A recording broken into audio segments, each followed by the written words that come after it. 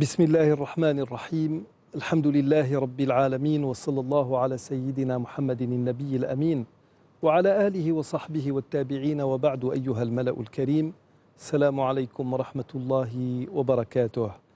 Nous sommes très honorés et nous avons plus qu'un grand plaisir à nous retrouver face à vous encore une fois pour une saison.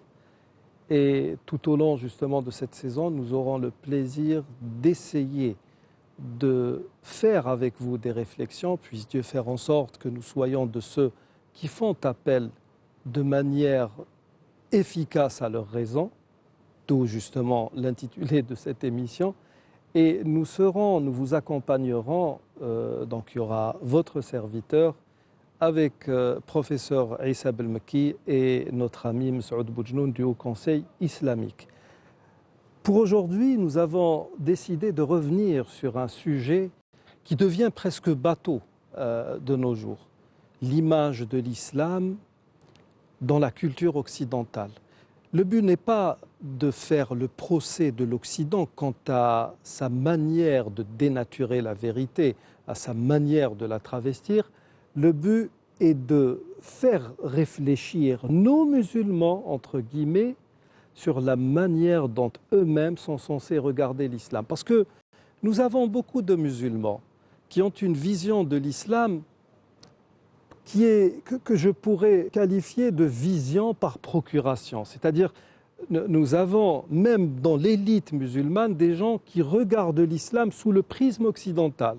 C'est-à-dire que vous pouvez avoir affaire à des gens qui sont très très bien instruits, qui sont très bien formés dans leur domaine, mais qui cependant n'ont pas assez de recul ou assez d'intelligence ou assez de maturité pour regarder l'islam par eux-mêmes et pour faire appel à leurs propres raisons. Et c'est pour cela que nous allons justement parler de ces, entre guillemets, dysfonctionnements quant à cette manière de voir l'islam et d'en parler dans la sphère médiatico-politique ou politico-médiatique occidentale, parce qu'apparemment il y a une très très grande connivence entre ces deux sphères en Occident, et ce sont des sphères qui justement sont en train de procéder à une diabolisation de l'islam et des musulmans ou dans le cadre d'une politique qui est bien cadrée. Donc, je commencerai par vous, M. Boujnoun. Quand on fait une comparaison entre ce que disaient des orientalistes qui étaient vraiment bien formés et qu'on peut carrément qualifier de penseurs libres, avec celle d'hommes politiques ou essentiellement d'hommes religieux, concernant justement ce qu'ils pouvaient penser de l'islam, que pourrait-on dire comme ça en entrée?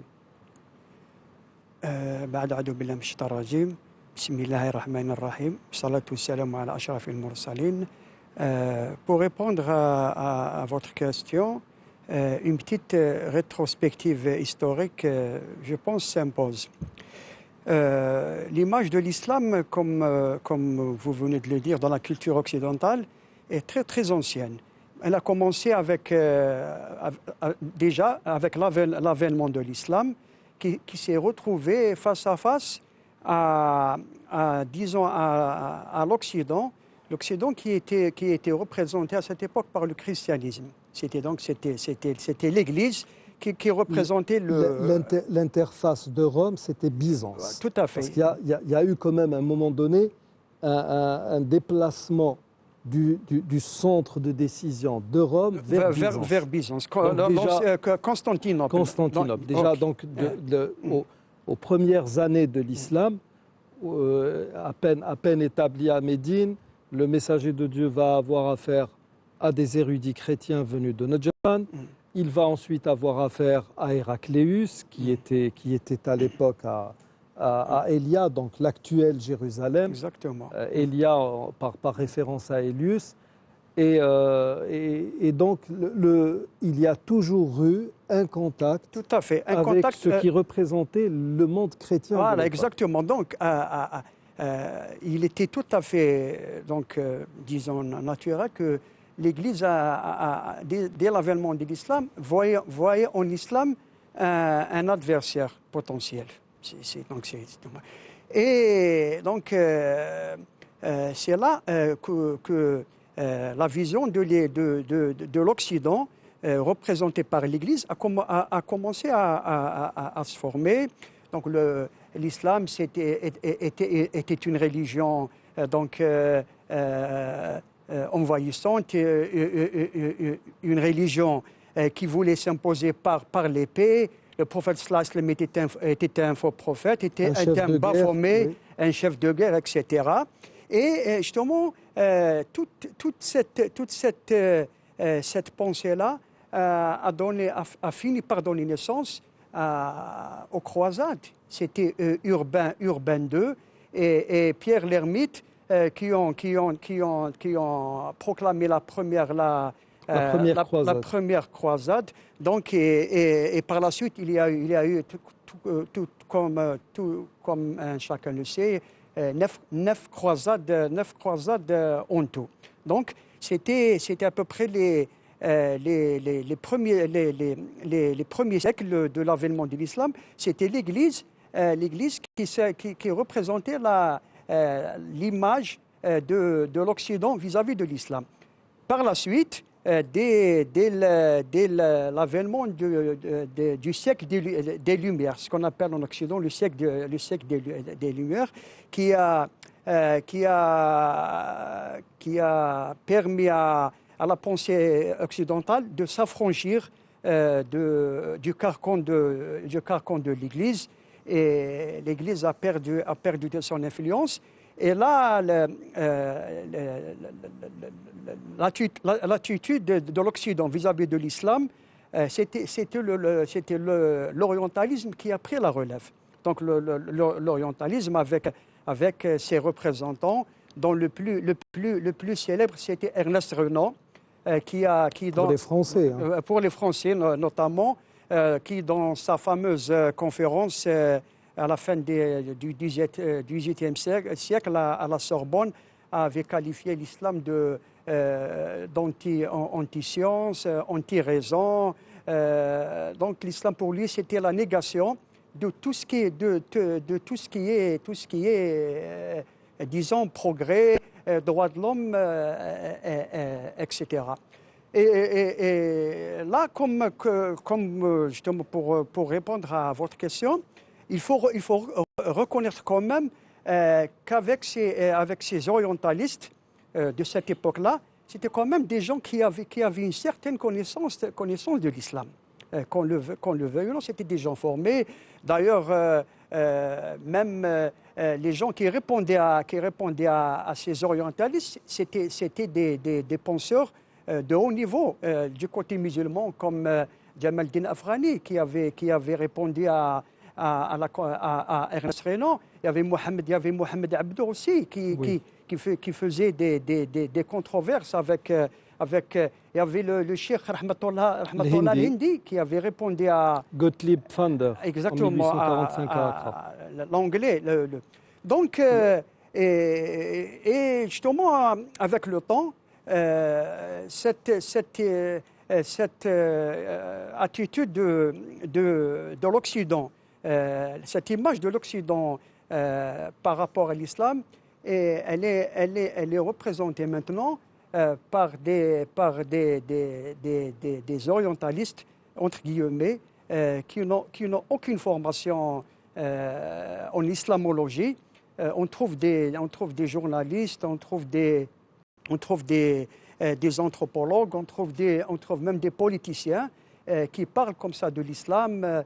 Qui s'érigent en spécialistes, carrément. Ils ne sont pas spécialistes dans la pensée de l'islam, croyez-moi, ils n'ont aucune expertise. Exactement. Mais il n'en demeure pas moins que ce sont des gens qui nous sont présentés à travers les médias comme étant des gens doués d'une expertise avérée. Tout à fait. Justement, c'est les médias qui font On fabrique une légende. Voilà, quoi. qui fabriquent une légende, qui fabriquent des, soi-disant, des spécialistes dans la pensée islamique, alors qu'en vérité, ces gens-là, d'ailleurs, nous l'avons vu à plusieurs reprises, lorsqu'il y a une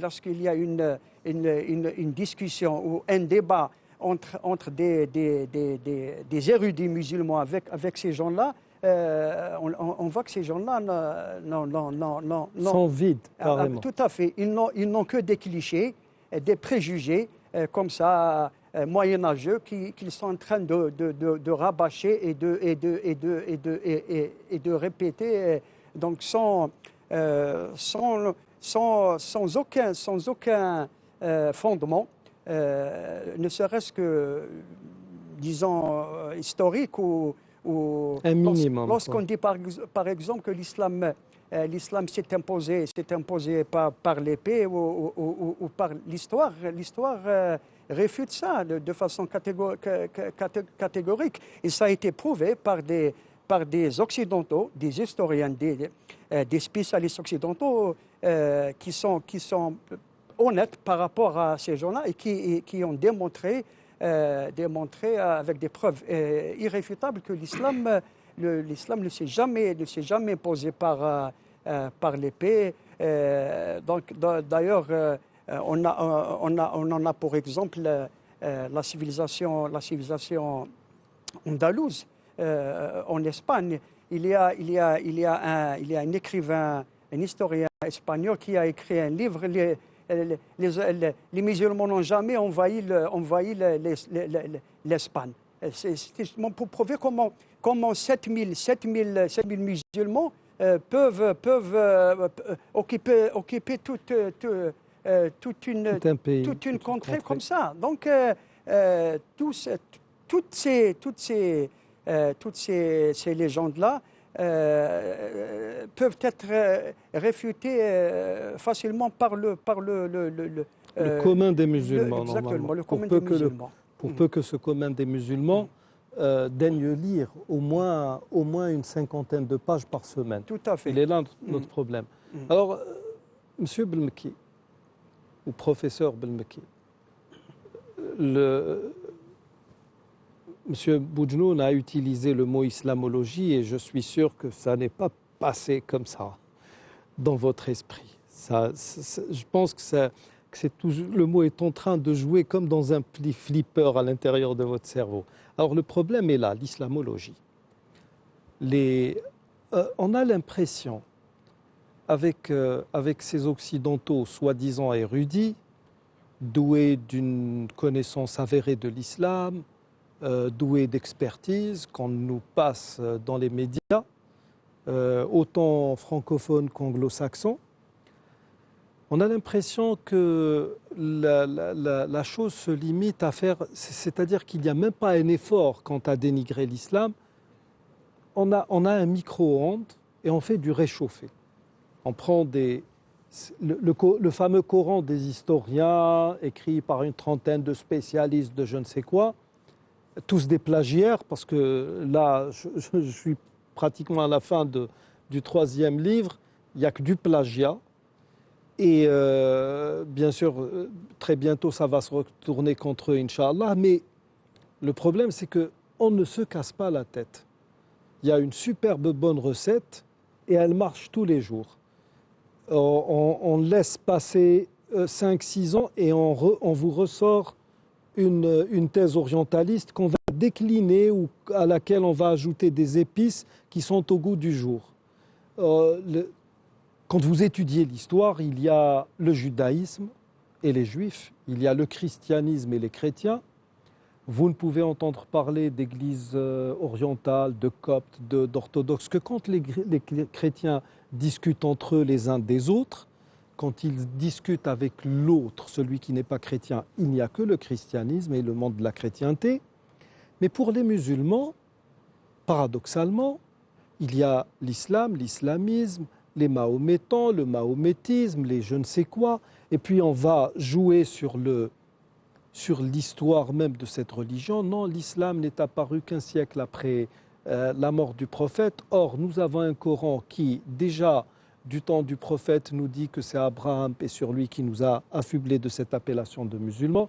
Inna ad-dina indallahi l'islam. C'est écrit dans le Coran, mais non, vous avez des gens qui ne rougissent point et qui sont là devant les caméras et qui vous disent non, en fait, le mot islam n'a fait son apparition dans la culture dite musulmane que un siècle et demi après la mort de Mahomet, comme ils le disent.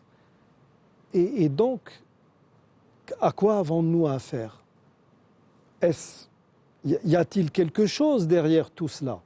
Est-ce vraiment des idées qui sont avancées pour essayer de nous libérer, nous, les pauvres ignorants, de cet islam qui ne cesse de nous oppresser et qui nous maintient collés au sol?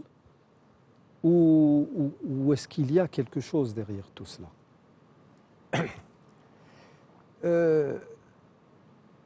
D'abord, cette histoire d'islamologie. À mon humble avis, c'est un paravent pour camoufler l'islamophobie.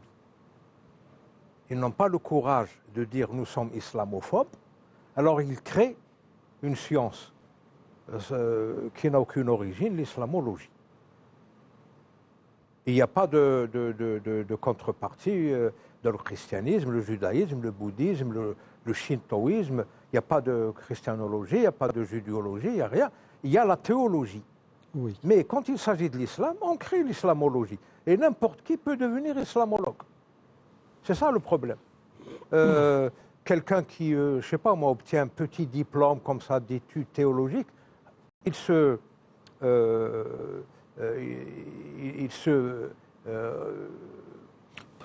Gilles Kepel, islamologue. Oui, non, c'est-à-dire il se réclame Oui. islamologue et il fait de l'islamologie et il commence à radoter sur l'islam.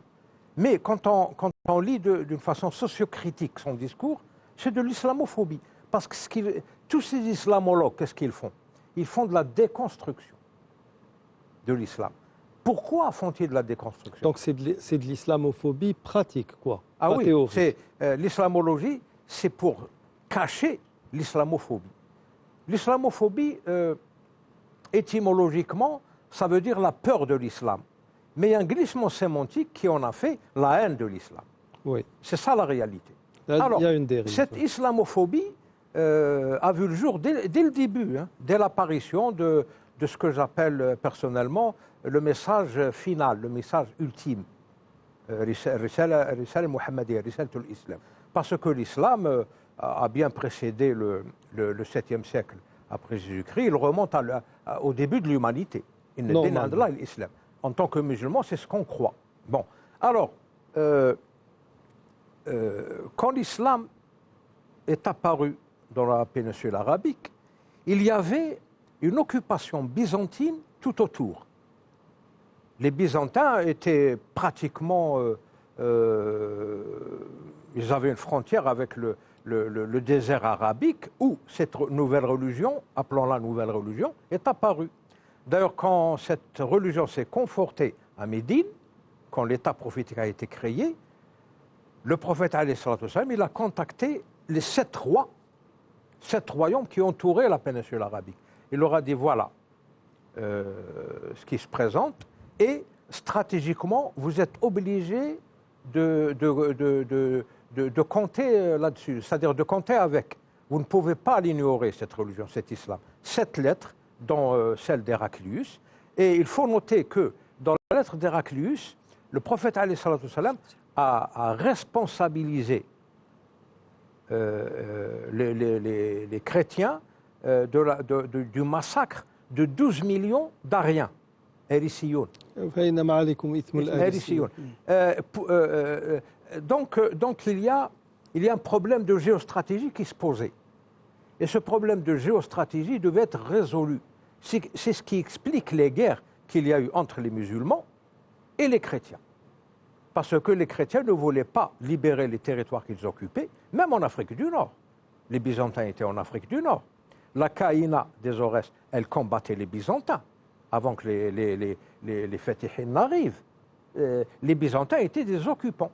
Et tant que ces occupants qui ont la responsabilité historique du massacre de 12 millions d'Ariens, au IVe siècle après Jésus-Christ, 12 millions, je crois que c'est un peu exagéré, 12 millions à cette époque-là. C'est les chiffres. Hein. Et d'ailleurs, c'est des chiffres officiels dans les livres, dans les sources historiques. C'est pas un truc inventé.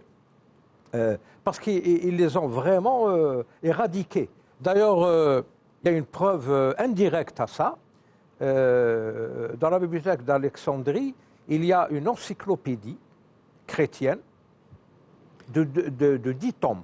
La bibliothèque dont on a accusé Omar Khattab de l'avoir brûlée. Alors qu'elle a brûlé en l'an 250. Oui. Hein. Ça entre dans le cadre de la déformation tomes, historique. Chaque tome était consacré à un siècle, parce que cette encyclopédie a été écrite au Xe siècle après Jésus-Christ. Donc à chaque siècle, on a consacré un tome.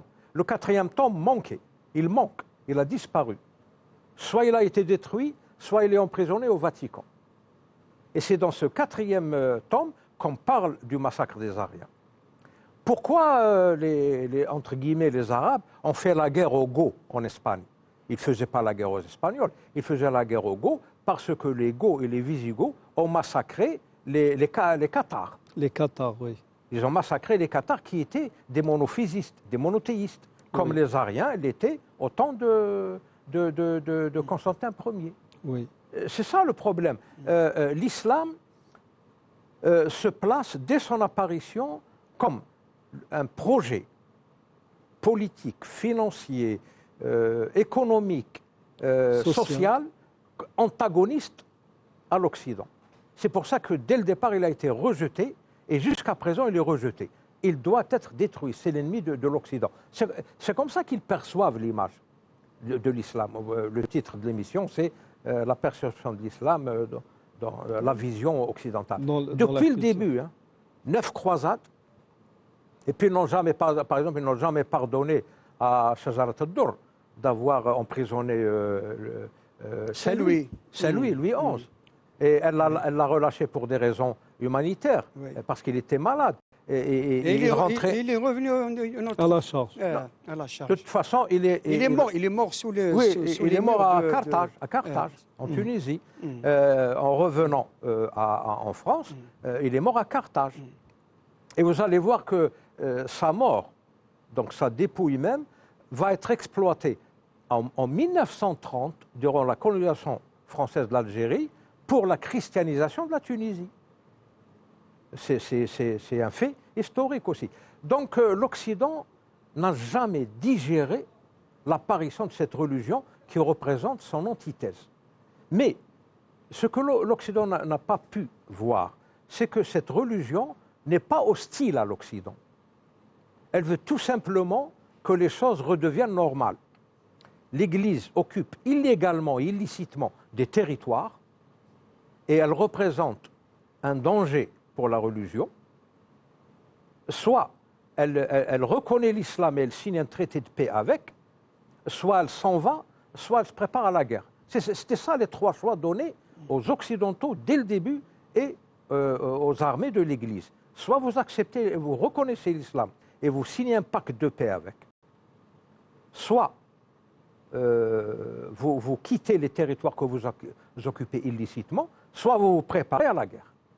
Donc les musulmans, le Fatihin, ce n'était pas cette armée de sauterelles qui est sortie comme ça du néant, du désert, pour envahir le monde, etc. Ça, c'est une vue paranoïaque de l'Occident. C'est l'image d'Épinal. Oui, non, mais attention, il y a des journalistes contemporains, comme un certain Guillaume Fay, si je ne m'abuse, français, qui fait partie de l'extrême droite d'ailleurs, qui peint les musulmans comme des gens, des soldats qui ont vécu toute leur vie sous des tentes, c'est-à-dire toujours en campagne de guerre. Toujours mobilisés. Oui, d'ailleurs, subhanallah, peut-on concevoir cela? C'est impossible. Et puis, comme je le disais en début d'émission, il m'importe peu que l'Occident me reconnaisse. Parce qu'il m'importe dans nos sociétés, c'est que cette pseudo-élite que nous avons, essentiellement francophone, comprenne qu'il va falloir qu'elle fasse un effort intellectuel pour une quête de la vérité. Et à cette élite francophile s'ajoutent maintenant des semblants d'arabophones qui ont compris qu'il y avait à boire et à manger dans cette prostitution religieuse. C'est-à-dire, oui, on commence à écrire en français des petits articles, ceci, cela, juste pour être invité sur un plateau télé, pour pouvoir jouir à la limite d'un visa. C'est malheureux. Et cette haine de l'Occident vis-à-vis de tout ce qui n'est pas européen, blanc essentiellement, subhanallah, on la retrouve partout. Je ne sais pas, moi, quand j'étudie l'histoire on va dire, des entités non arabes qui ont contribué à l'expansion de l'islam, je retiens dans l'histoire 2 peuples, 2 entités, 2 ethnies, 2 races, appelez-les comme vous voulez. Vous avez les Kurdes et les Berbères. Vous savez, je suis en train de muser l'esprit à faire des recherches. Il y a des similitudes entre ces deux entités qui sont terribles. Alors, c'est les Kurdes qui ont maintenu, qui ont joué un rôle clé à un moment plus que décisif dans l'histoire dans la pérennité de cette religion. Avec la récupération de la Palestine, avec toutes les guerres, ils ont autant Nourdin Zinki que Salah ad-Din al-Ayyubi. Il faut leur ajouter le peuple turc aussi. Oui, qui a joué vous allez ensuite trouver Qotuz, etc. Exactement. Ils ont quand même assaini cette partie du monde arabe. Et pour les Berbères, nous avons Youssef Bouteflika. Oui, il n'y a pas que Youssef. Qui a repris l'Andalousie presque. Et le problème, c'est que donc, ces 2 entités, non seulement elles ont contribué à l'expansion de l'islam, mais elles ont aussi, on va dire, assaini la scène politique de l'époque de toutes les trahisons des Arabes, des soi-disant représentants dépositaires de la tradition islamique. Par excellence, c'est un Arabe qui parle l'arabe couramment, qui connaît le Coran, mais qui était cependant un traître. Et ce sont donc 2 entités étrangères à l'ethnie arabe, mais qui deviennent arabes de par leur parler. Ça prouve l'universalité de l'islam. Et malheureusement, nous avons des esprits qui sont minés par ce travail de sape qui est en train de faire la sphère politico-médiatique occidentale. Et pourtant, si vous permettez, comme je l'ai dit tout à l'heure, il y a quand même des penseurs, des intellectuels occidentaux qui sont très honnêtes. Il faut le reconnaître. Je vous cite par exemple, en parlant justement de l'islamophobie, il y a aussi une islamophobie savante, ce qu'on appelle l'islamophobie savante, oui. Représentée par exemple par Guggenheim, qui a écrit un livre où il veut démontrer que la civilisation musulmane n'a jamais rien fait. Exactement, n'a rien apporté. Quant à transmettre, oui. Tout à fait. Alors, il y a 12 intellectuels occidentaux, parmi eux un musulman. Arabes, les Grecs et nous. Exactement, qui ont démonté ces arguments un par un et qui ont démontré que son livre est un livre idéologique, qui n'a rien de scientifique. Oui. Donc, justement, c'est à ces gens-là que nos, comme vous l'avez dit, nos francophones qui sont en manque de connaissance de l'islam, c'est à ces gens-là qu'ils doivent justement s'adresser. Ils doivent lire leurs livres. Nous avons aussi des intellectuels occidentaux qui sont très honnêtes. Par exemple, Emmanuel Todd, nous avons Edoui Plenel, le journaliste. Nous avons François Gézère qui a écrit la nouvelle islamophobie. C'est des gens qui sont toujours vivants. Nous avons comment il s'appelle celui qui a écrit les intellectuels imposteurs Michel Colomb. Non, C'est pas non, Michel Colomb. non, pas Michel Colomb. Comment il s'appelle déjà? Il a parlé de BHL. Pascal Boniface. Oui, Pascal Boniface. oui. Nous avons Thomas Deltombe qui a écrit un livre, L'Islam imaginaire, justement. L'Islam imaginaire. Il parle de l'islam qui est inventé par les médias. Un islam qui n'a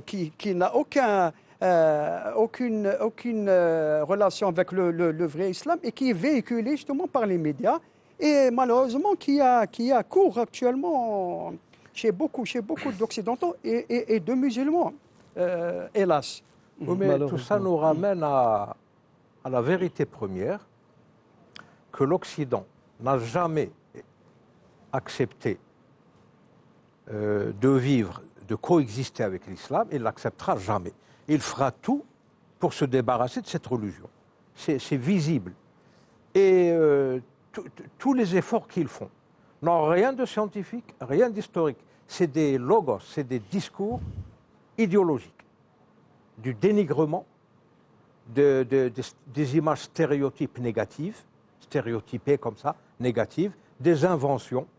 Par exemple, une armée de Fatihin qui ne dépasse pas 400 personnes, eh ben, leurs historiographes écrivent 40 000, pas 400, 40 000.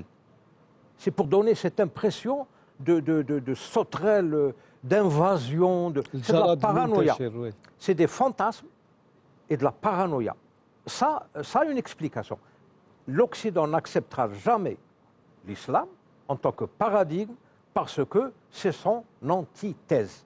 Donc c'est aux musulmans de trouver comment retrouver leur équilibre et coexister avec ces gens-là. Parce que les musulmans n'ont jamais voulu s'en débarrasser ou et là, les détruire. Et ils ont toujours voulu coexister avec eux, mais sur des bases honnêtes et géopolitiquement et géostratégiquement acceptables. C'est ça. Parce que la croix que représentait l'Église byzantine, elle occupait toute l'Afrique du Nord et tout le nord de la péninsule arabique. Il fallait qu'elle parte.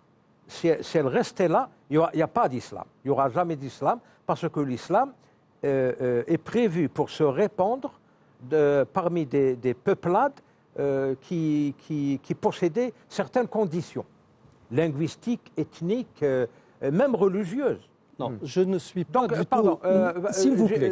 J'ai presque terminé. Oui. Il faut revenir au sujet. Il ne faut pas faire d'amalgame entre les référentiels religieux qui relèvent de la foi, de la théologie et de la dogmatique religieuse et l'ethnologie, l'anthropologie physique, etc. Il ne faut pas faire l'amalgame avec tout ça. Si on veut parler berbère et arabe du point de vue ethnologique et anthropologique, qu'on le fasse. Mais on laisse la religion à côté. On ne peut pas mélanger ça. Si on parle religion, on ne parle pas d'ethnie. Et c'est ça sur quoi joue l'Occident. J'ai un prophète, alayhi salatu wassalam, qui, dans un contexte qui est tout autre, a dit à Abu Bakr as-Siddiq, lors d'une fête de l'Aïd, alors que ce dernier était entré chez le messager de Dieu et a trouvé deux filles qui étaient en train de chanter, Amazmour ash-shaytani fi bayti an-nabi sallallahu alayhi wa sallam. La trompette du diable dans la maison du messager de Dieu. Qala da'huma ou bien da'hunna ya Aba Bakr, parce que c'était des jeunes filles, li ta'lama yahudu anna fi dinina fusha, pour que les juifs sachent qu'il y a une ampleur. Ah, s'il vous plaît, monsieur Bilmouki.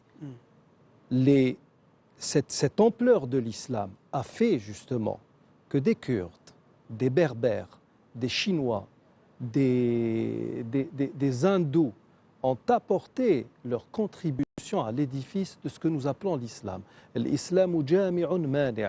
Ça veut dire qu'il y a vraiment cette ampleur. Et puis, je suis désolé, je ne peux pas, dans mon esprit de musulman, quand j'ai affaire dans mon pays à cette berbérité, je ne peux pas l'occulter parce que attendez, s'il vous plaît. Qui parle d'occulter? S'il vous plaît. Qui parle? C'est hors contexte. Oui, je le sais. Ce n'est pas une question d'occulter. Ça n'est pas faire le jeu des Occidentaux de citer tout cela, parce que c'est en grande partie grâce à des savants de tous bords que cette religion a pu se développer, même dans sa théologie, attention. Mais cette religion, elle n'est pas ethnique. Nous le savons, mais là, nous sommes dans cette vision que nous Mais devrions... elle ne nie pas l'ethnie. Elle ne la renie pas du tout. On dit Salman al-Farisi, on dit Bilal al-Habashi, Oui, on dit oui, Salman, mais- on dit Souhaib al-Romi. Donc, Salman al-Farisi, tiens. Mais c'était l'islam, mais c'était l'islam qui... Salman al-Farisi. Un jour, le prophète, alayhi salatu wassalam,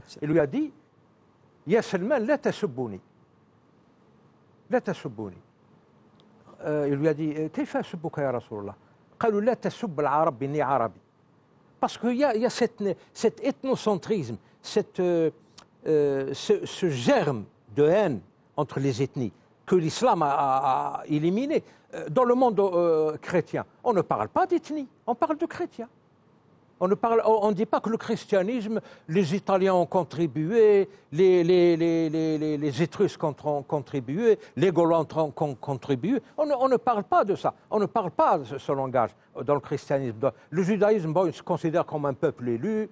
C'est une religion fermée, sans prosélytisme. On est juif de naissance. Mais le christianisme, le bouddhisme, il y a des bouddhistes chinois, indiens, népalais, japonais, coréens. Mais on ne mélange pas le référentiel religieux avec le référentiel ethnique. C'est clair, je suis d'accord. Ça, c'est le piège de l'Occident. Oui, c'est le piège. Mais le pardon. fait, s'il vous plaît, le fait que nos savants, justement, aient fait allusion à tout cela, c'était beaucoup plus pour montrer cette capacité qu'avait la religion musulmane, et ça, c'est perçu en Occident comme un danger, cette capacité qu'a l'islam à rassembler, car là, il en parle, autant de races, autant d'ethnies autour d'une idée centrale qui est le monothéisme pur. Maintenant, nous sommes face à un problème. Écoutez, maintenant, nous sommes face à un problème. Il y a des techniques de déstabilisation qui sont purement occidentales, qui ne cessent de se répéter, et le problème, c'est que ce n'est pas le petit peuple, entre guillemets, qui tombe dans le piège, ce sont les élites. Par exemple, nous savons, quand on lit les actes du congrès de Colorado, qui est le 3e congrès après Genève en 1972 et le Quds en 1932, il a eu lieu en 1978, vous avez des spécialistes dans l'évangélisation qui vous disent, voilà, on va travailler comme ça, on va suivre telle méthode, et à un moment donné, nous allons faire en sorte qu'il y ait un effacement des représentants de l'Église occidentaux au profit de représentants locaux. Et les évangélistes ont plus ou moins réussi, parce que depuis 1978, ils ont pu imposer cela, par exemple, dans le Maghreb. Les représentants des églises dans nos pays sont des gens qui ne travaillent sûrement pour tous, pratiquement pour tout, mais sûrement pas pour le christianisme. C'est une grosse affaire dessous. Et sur le plan intellectuel, on a l'impression que des gens ont profité justement de cette vision, de cette manière de procéder. Maintenant, dans tout ce qui s'écrit en termes d'attaque contre l'islam, ce ne sont plus des Occidentaux qui écrivent. Ce sont des Mohammed, des Isa, des Ali, des Kamal, des je ne sais quoi. Oui. Et ça marche. Ça marche parce que ensuite, vous avez un représentant de la sphère médiatique qui vous dit « un tel a dit ». Ah bon? Ah oui, quand même, il fait partie de votre race, de votre monde, de votre culture. Maintenant, comment corriger justement cette erreur? Comment apporter ou rectifier le tir avec nos élites? Si vous permettez que je réponde, il faut faire un état des lieux. D'abord, un constat.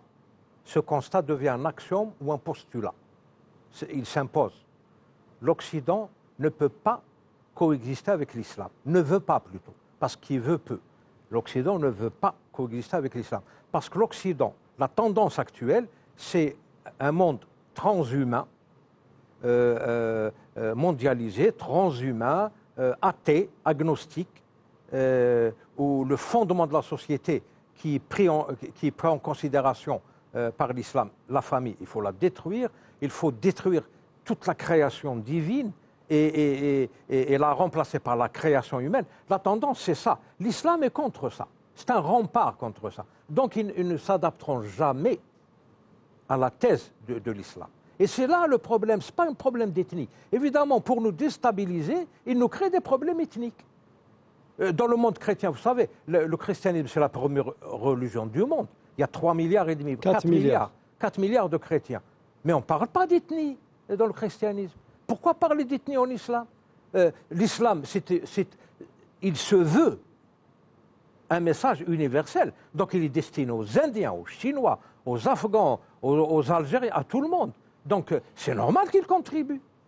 Pourquoi le faire ressortir comme ça pour dire que c'est comme s'ils avaient l'air de vouloir dire que l'islam, c'est la religion des Arabes.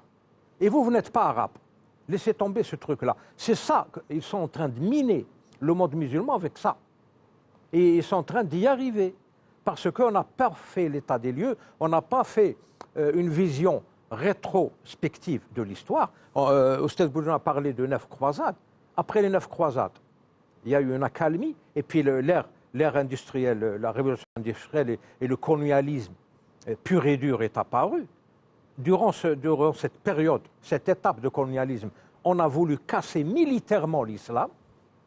D'ailleurs, sur le plan intellectuel, en Algérie, il n'y a jamais eu d'accalmie. En Algérie, quand la France est venue en Algérie, il y avait des musulmans et des juifs, même des chrétiens, qui coexistaient sans problème. Alors que Crémieux sort son décret. Les juifs sont des Français. Il les a coupés de leur environnement naturel, de leur patrie d'origine.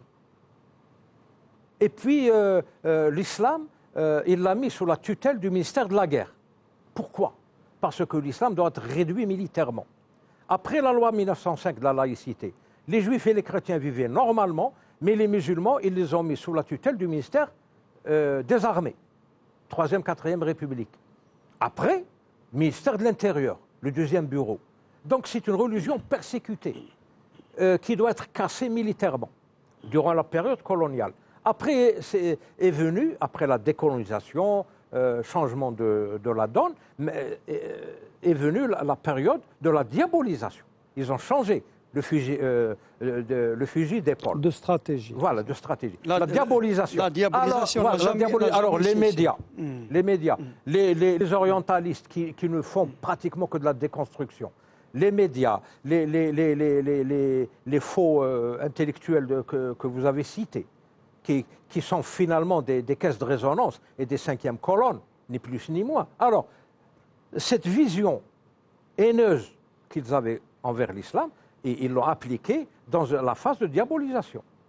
Les attentats, les ceci, voilà l'islam, voilà les musulmans.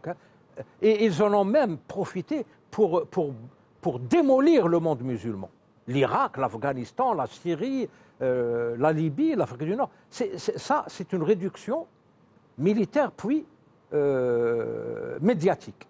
Ils ont vu que plus ils poussaient le bouchon en profondeur, et plus les gens devenaient musulmans en Occident. Et il y a même des études statistiques qui ont été faites par l'Institut Bio aux États-Unis. Ils disent que d'ici 2100, si ça continue comme ça, l'islam serait la première religion mondiale. Pas grâce aux Arabes ou aux Berbères ou aux Kurdes, les actuels musulmans, grâce aux Occidentaux. Toute ethnie confondue. Parce que les Occidentaux, ils se foutaient éperdument de l'ethnie. Ça ne compte plus pour eux, l'ethnie. Ils ont une civilisation, une vision, un paradigme global, mais ils s'en foutent éperdument de leurs ethnies. Il y en a même qui l'ignorent, qui ne cherchent plus à la connaître. Absolument. C'est dépassé, Et tout tellement, ça. justement, Pardon. tellement. Alors, maintenant, c'est la période de la destruction de l'islam de l'intérieur. Et c'est là que ce que vous appelez élite intervient. Les Mohamed Chahror, les Youssef Zidane, les X et les Y. Alors, des thèses comme ça qui ne tiennent pas debout. Alors, l'islam des Lumières. Pourquoi l'islam avant, c'était l'islam de l'obscurité? Il a toujours été l'islam des Lumières. Mohamed Harkoun n'a pas besoin de nous le rappeler que c'est l'islam des Lumières. Alors, ils jouent comme ça sur les mots. Ils font de la sophistique. C'est des sophismes. Ce n'est pas des raisonnements philosophiques, objectifs, purs. C'est des sophismes. C'est une dialectique sophistique. C'est de la sophistique. Alors, c'est la rhétorique. Alors, on fait des discours idéologiques. on dénigre, on lance comme ça des images stéréotypées négatives, comme ça. Et on utilise les masses médias. Maintenant, le web est plein de ce genre de vidéos qui dénigrent et qui déconstruisent l'islam. Alors c'est ça, la solution commence là. Il faut trouver une riposte. Il nous reste peut-être une minute. Justement, Y a-t-il oui. Parce que le sujet, avons-nous une part de responsabilité dans tout ce qui se passe? Absolument. Mais bien sûr qu'on a une part, parce que on prête le flanc. Justement, les musulmans n'agissent pas, ils ne font toujours que réagir. Donc, et justement, pour ajouter de l'eau au moulin à ce qu'a dit le professeur, Garoudi a résumé justement cet état d'esprit de l'Occident en disant l'Occident a confisqué l'universel. À partir de là, il s'est cru autorisé à juger les autres selon sa propre histoire et ses propres lois. C'est ce qu'on appelle l'européocentrisme. Oui. Voilà. Tout simplement.